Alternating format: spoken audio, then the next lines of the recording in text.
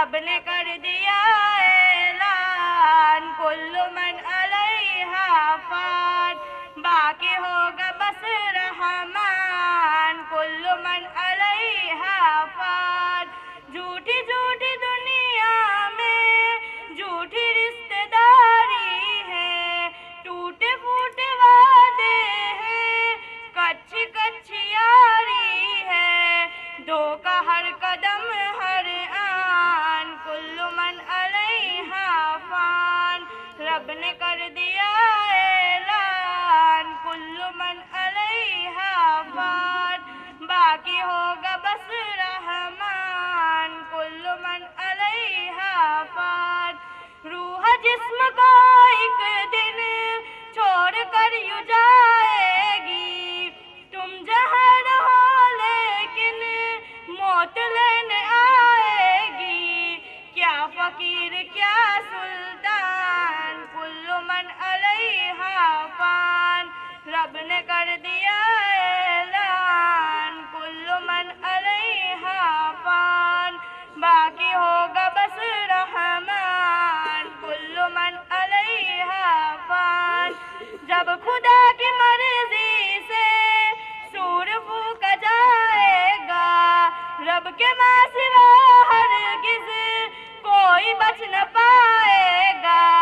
ہو فرشتہ یا انسان کل من علیہا فان رب نے کر دیا اعلان کل من علیہا فان باقی ہوگا بس رحمان کل من علیہا فان ایک دن یہ سورج کی روشنی نہیں ہوگی تارے ٹوٹ جائیں گے چاندنی نہیں ہوگی پڑھ کے دیکھ لے قرآن کل من علیہا فان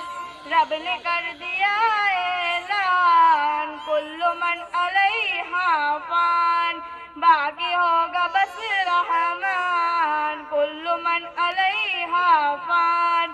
جب خدا کی مرضی سے سور پھونکا جائے گا رب کے ماں سوا ہرگز کوئی بچ نہ پائے گا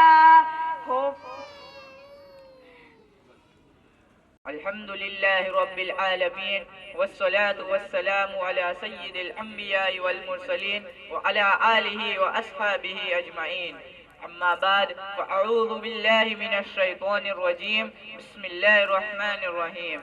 إنا نحن نزلنا الذكر وإنا له لحافظون صدق الله العظيم وقال النبي صلى الله عليه وسلم خيركم من تعلم القرآن وعلمه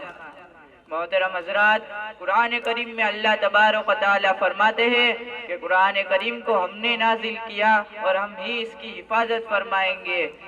اور حضور صلی اللہ علیہ وسلم نے فرمایا کہ تم میں بہترین وہ لوگ ہیں جو قرآن شریف کو سیکھے اور سکھائے اللہ نے جس زبان یعنی عربی میں قرآن شریف کو نازل فرمایا اس کی ہمیشہ کے لیے حفاظت فرمائی عربی زبان ہزاروں سال سے بولی جاتی ہے اس میں کوئی تغیر و تبدیلی نہیں آئی اور نہیں آئے گی کیونکہ قرآن کی زبان ہے دنیا میں ہزاروں زبان بولنا اور لکھنا بند ہو گئی مگر عربی زبان نہ بند ہوئی نہ بند ہوگی قبر میں بھی عربی زبان ہوگی جنت اور جہنم والوں کی زبان بھی عربی ہوگی اور اللہ فرشتوں سے عربی میں بولتے ہیں جس پر قرآن نازل ہوا وہ نبی ہمیشہ کے لیے نبی بن گئے اور سید الانبیاء بن گئے جس مقام پر نازل ہوا وہ مبارک جگہ بن گئی جس دور میں نازل ہوا وہ خیر القرون بن گیا جس مہینے میں نازل ہوا وہ مبارک مہینہ رمضان المبارک بن گیا جس رات میں نازل ہوا وہ لیلۃ القدر بن گئی جس نے قرآن کو ناظرہ یعنی دیکھ کر پڑھا اس کے والدین کو قیامت کے دن نور کا تاج پہنایا جائے گا اور جس نے قرآن کو مکمل حفظ کر لیا اپنے سینے میں محفوظ کر لیا وہ حافظ اپنے خاندان کے 10 ایسے آدمیوں کی سفارش کرے گا جس کا جہنم میں جانے کا اعلان ہو گیا ہوگا اور اس حافظ کی سفارش سے سب کو جنت میں داخلہ مل جائے گا اللہ اکبر کتنا بڑا اور اونچا مقام ہے حافظ کا نبیوں اور ولیوں سے بڑھ کر سفارش کرنے والا قرآن شریف ہوگا، جیسا کہ صحیح مسلم کی حدیث کا مفہوم ہے کہ قرآن اور روزے بندے کے لیے سفارش کریں گے۔ لہذا قرآن شریف کو خوب پڑھنا اور پڑھانا چاہیے، اس کو صحیح طریقے سے پڑھنا چاہیے۔ قرآن شریف کو صحت کے ساتھ پڑھیں گے تو اللہ تبارک و تعالی ہماری بھی حفاظت فرمائیں گے۔ زبان اگر صحیح طریقے سے بولیں گے تو مطلب صحیح ہوگا، بولنے میں غلطی کریں گے تو مطلب غلط ہو جائے گا۔ جیسا کہ ہماری گجراتی زبان میں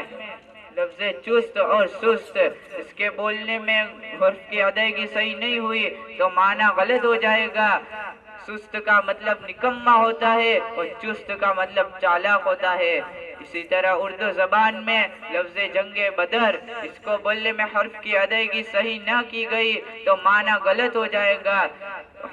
جنگ بدر کی جگہ ہم نے جنگ بندر بول دیا تو معنی غلط ہو جائے گا۔ جنگ بندر یعنی جانور بندر کی لڑائی، اور جنگ بدر وہ لڑائی جو حضور صلی اللہ علیہ وسلم کے زمانہ میں بدر کے میدان میں ہوئی تھی اور کئی صحابہ کرام شہید ہوئے تھے۔ ان دونوں کے بولنے میں تھوڑا تھوڑا فرق ہے، مگر حرف کی صحیح ادائیگی نہ ہونے پر معنی بالکل غلط ہو جاتا ہے۔ اسی طرح قرآن شریف کے پڑھتے وقت ان سب چیزوں کا دھیان رکھنا بہت ہی ضروری ہے کہ کہاں رکنا ہے، کہاں نہیں رکنا ہے، کہاں گناہ کرنا ہے، کہاں مد کرنا ہے، کہاں حرف کو پور پڑھنا ہے، کہاں باریک پڑھنا ہے۔ قرآن شریف کی تلاوت کرتے وقت یہ سب چیزوں کی رعایت نہ کی گئی تو ثواب ملنے کے بجائے ہم پر گناہ اور لعنت اترے گی۔ اللہ ہم سب کو قرآن شریف کو صحیح پڑھنے کی توفیق عطا فرمائے۔ اسی طرح قرآن کے پارہ نمبر 30 سورت نمبر 2 سورت النازعات میں آیت نمبر 8 میں ہے قلوب یومئذ واجفہ، اس کا ترجمہ ہے اس دن دل خوف زدہ ہوں گے، یعنی قیامت کے دن سب کے دل پر ڈر طاری ہوگا۔ ہم اس آیت میں بڑے خوف کی جگہ چھوٹی کاف پڑھ لیے تو معنی ہو جائے گا اس دن کتا خوف زدہ ہوگا۔ اس مثال سے آپ حضرات سمجھ سکتے ہیں کہ ایک حرف کی جگہ دوسرا حرف پڑھ لیا تو معنی غلط ہو جاتا ہے، دل کی جگہ کتا ہو جاتا ہے۔ اس لیے قرآن شریف کو درست اور صاف صاف پڑھنا ہوگا اور پڑھنے کی کوشش بھی کرنی ہوگی، ورنہ ہمارا قرآن پڑھنا ثواب کی جگہ عذاب و لعنت بن جائے گا۔ دوسری مثال اٹھ مت بیٹھ اور اٹھ مت بیٹھ۔ اٹھ مت بیٹھ اس میں بیٹھنے کا حکم ہے اور اٹھ مت بیٹھ اس میں کھڑے رہنے کا حکم ہے۔ یہ مثال ہمیں یہ سمجھا رہی ہے کہ کہاں رکنا ہے کہاں نہیں رکنا ہے، کہاں رکیں گے تو معنی بیٹھنے کا ہوگا اور کہاں نہیں رکیں گے تو کھڑے رہنے کا معنی پتہ چلے گا۔ اسی طرح درود شریف میں اللہم صلی علی محمد میں اللہم صلی علی کی جگہ اللہم صلی علی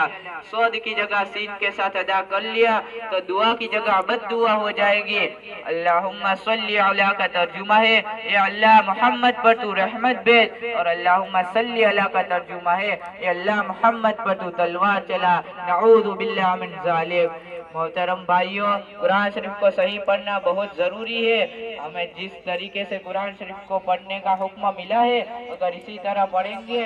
تو ہمیں ثواب ملے گا اور ہر سکھایا جائے۔ آپ کا یہ مدرسہ تعلیم القرآن میں بھی قرآن شریف کو صحیح مخارج، قاعدہ اور قواعد کے ساتھ پڑھنا سکھایا جاتا ہے۔ قرآن شریف اللہ کا کلام ہے، یہ ہمیشہ رہنے والا ہے۔ قیامت جب قائم ہوگی تو دنیا کی تمام چیزیں ختم ہو جائے گی، باقی صرف اللہ کی ذات اور اس کا کلام رہے گا۔ دنیا میں بیت اللہ خانہ کعبہ بھی اس دن ختم کر دیا جائے گا، مگر اللہ اپنے کلام کی حفاظت فرمائیں گے۔ لہذا ہماری بقا اور حفاظت اسی کے پڑھنے، پڑھانے، اس کی تعلیمات کو پھیلانے میں اور اس پر عمل کرنے میں ہے۔ اللہ تبارک فرمائے اسی چند کلمات پر میں اپنی تقریر کو ختم کرتا ہوں۔ وما علینا الا البلاغ۔